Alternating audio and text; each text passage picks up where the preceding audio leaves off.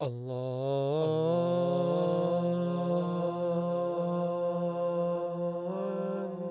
alaikum, brothers and sisters. I'm Sister B, and welcome to Islamic Audio Bytes. I hope you are enjoying the podcast and learning as much as we are in producing it. Can I ask that you leave a 5-star rating on Apple Podcasts as well as your reviews? So, China has had a lot of attention in the news recently, and we will be dedicating the next few episodes to Islam and China. I will say at the outset that the articles we've selected refer to a lot of Far Eastern names and places, and please forgive me in any errors in pronunciation. The first article we've selected is Islam in China, written by Mohammed Hamouch, which can be viewed at islamreligion.com. Let's read. The Great Mosque of Hangzhou is also known as Haixing Mosque, which means Remember the Sage, a memorial mosque to the Prophet, peace be upon him, and is also popularly called the Guangta Mosque, which translates as the Beacon Tower Mosque. Haixing Mosque is located on Guangta Road, the Light Pagoda Road, which runs eastwards of Renmin Zhonglu. Prior to 500 CE, and hence before the establishment of Islam, Arab seafarers had established trade relations with the Middle Kingdom, China. Arab ships bravely set off from Basra at the tip of the Arabian Gulf and also from the town of Gais, Siraf, in the Persian Gulf. They sailed the Indian Ocean, passing Sarandip, Sri Lanka, and navigated their way through the Straits of Malacca, which were between the Sumatran and Malaysian peninsulas en route to the South China Sea. They established trading posts on the southeastern coastal parts of Quanzhou and Rangzhou. Some Arabs had already settled in China and probably embraced Islam when the first Muslim deputation arrived, as their families and friends back in Arabia had already embraced Islam during the Prophet, peace be upon him's revelation. Guangzhou is called Hanfu by the Arabs, who later set up a Muslim quarter which became a centre of commerce. Guangzhou's superior geographical position made it play an important role as the oldest trading and international port city in China. Witnessing a series of historical events, China has become a significant place in history and one of the fastest growing regions in the world, enjoying unprecedented prosperity. Whilst an Islamic state was founded by Prophet Muhammad, may the mercy and blessings of God be upon him, China has endured a period of unification and defense. Early Chinese annals mentioned Muslim Arabs and called their kingdom Al-Madinah of Arabia. Islam in Chinese is called Yisilin Jiao, meaning pure religion. A Chinese official once described Mecca as being the birthplace of Buddha Mahyawu, i.e., Prophet Muhammad, peace be upon him. There are several historical versions relating to the advent of Islam in China. Some records claim Muslims first arrived in China in 2 groups, within as many months from Abyssinia, Ethiopia. Ethiopia was the land where some Muslims first fled in fear from the persecution of the Quraysh tribe in Mecca. Among that group of refugees were one of Prophet Muhammad, peace be upon him's daughters, Ruqayya, her husband Uthman bin Affan, Sa'd ibn Abi Waqqas, and many other prominent companions who migrated on the advice of the Prophet, peace be upon him. They were successfully granted political asylum by the Abyssinian King Atsmaha Negus in the city of Aksum. However, some companions never returned to Arabia. They may have travelled on in the hope of earning their livelihood elsewhere and may have eventually reached China by land or sea during the Sui dynasty, 581 to 618 CE. Some records relate that Sa'd ibn Abi Waqqas and 3 other companions sailed to China in 616 CE from Abyssinia, Ethiopia, with the backing of the king of Abyssinia. Sa'd then returned to Arabia, bringing a copy of the Holy Quran back to Guangzhou some 21 years later, which appropriately coincides with the account of Liu Shi, who wrote The Life of the Prophet in 12 volumes.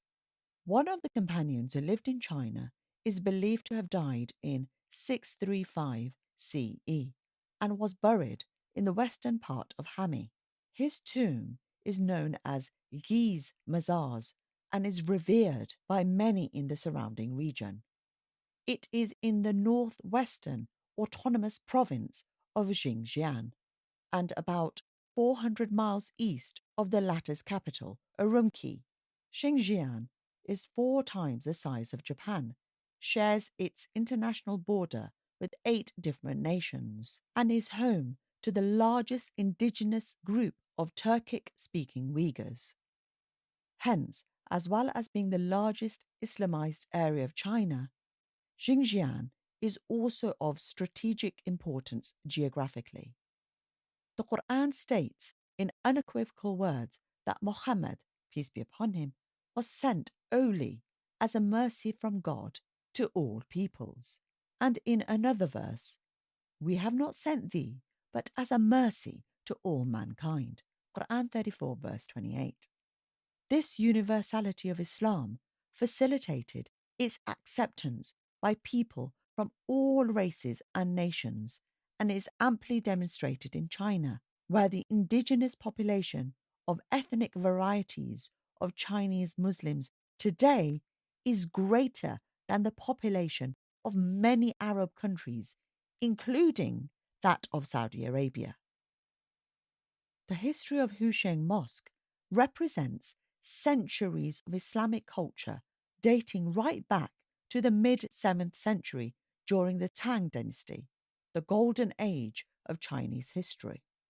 It was in this period, 18 years after the death of the Prophet, peace be upon him, that Islam, the last of the 3 monotheistic religions, was first introduced to China by the 3rd Caliph, Uthman bin Affan, 644 to 656 CE.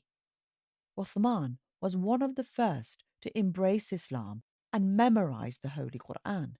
He possessed a mild and gentle nature, and he married Ruqayya, and following her death, Kulthum. Both were the daughters of the Prophet, peace be upon him. Consequently, he was given the epithet of Dhun Nurayn, the one with the 2 lights. Uthman was highly praised for safeguarding the manuscripts of the Quran against disputes by ordering its compilation from the memories of the companions and sending copies to the 4 corners of the Islamic Empire.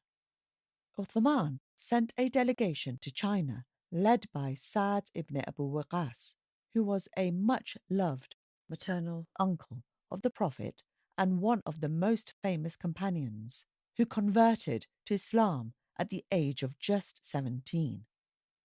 He was a veteran of all the battles and one of the 10 who it is reported that the Prophet, peace be upon him, said were assured a place in paradise.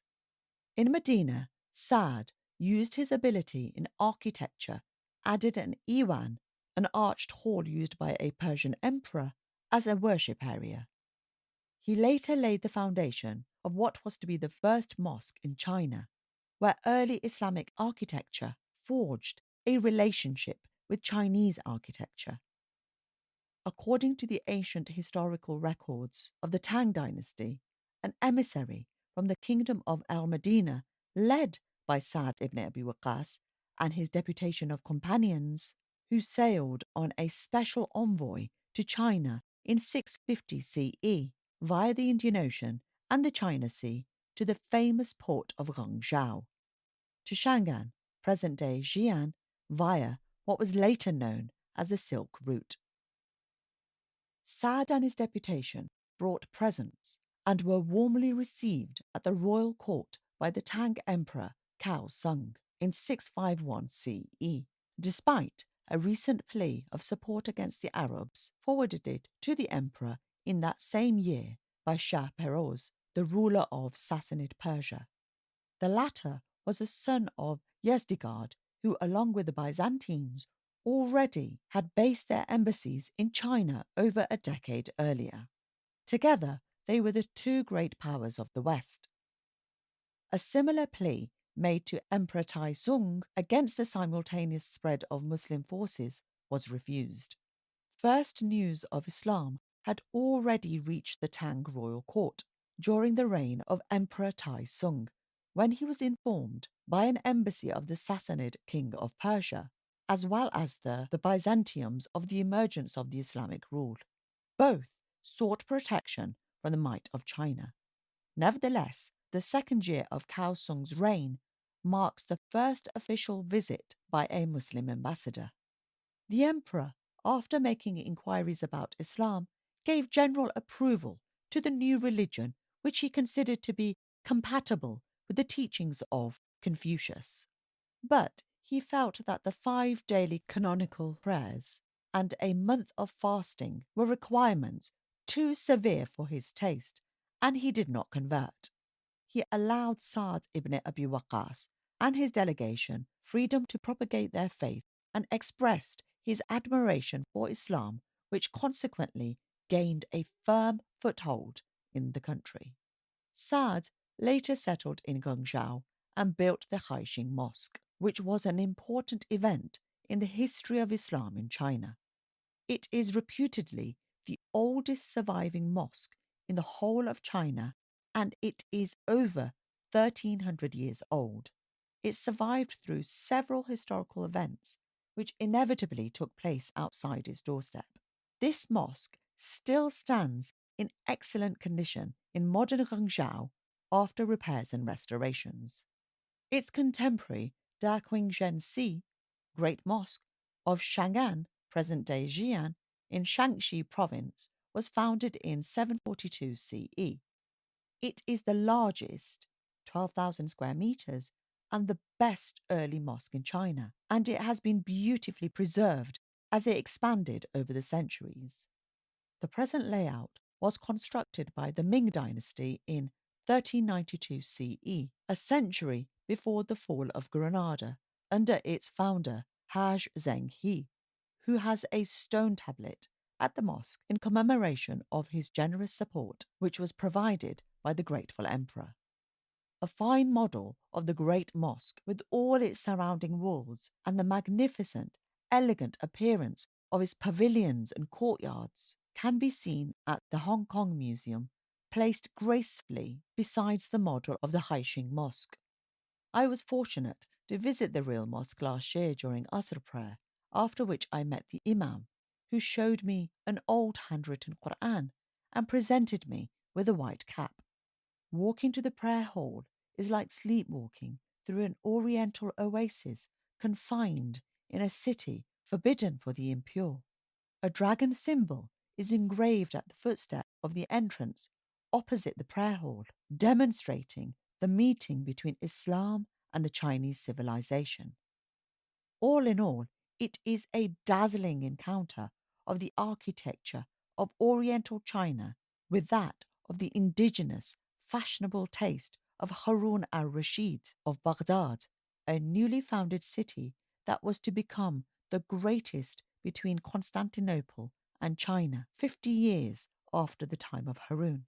The Shengyu Si Mosque of the Holy Friend, also known as Xinjing Si, Mosque of Purity, and Al-Sahaba Mosque, Mosque of Companions, was built with pure granite in 1009 CE during the Northern Song dynasty.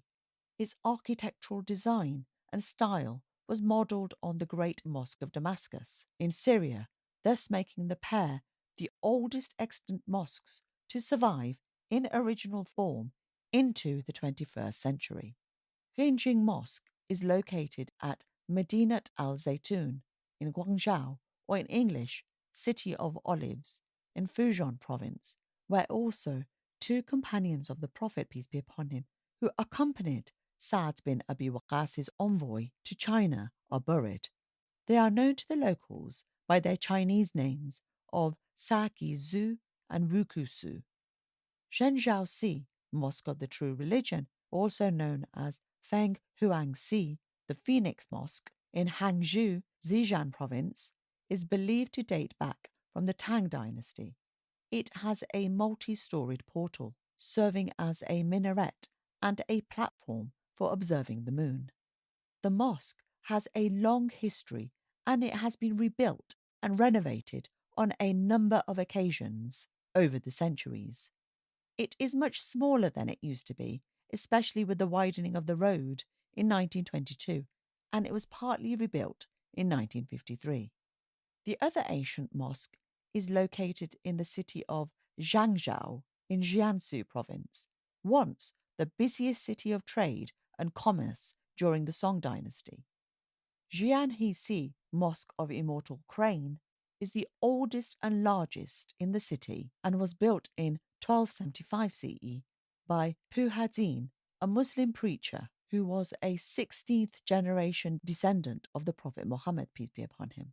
According to Chinese Muslim historians, Sa'd bin Abi Waqqas died in Huangzhou, where he is believed to be buried.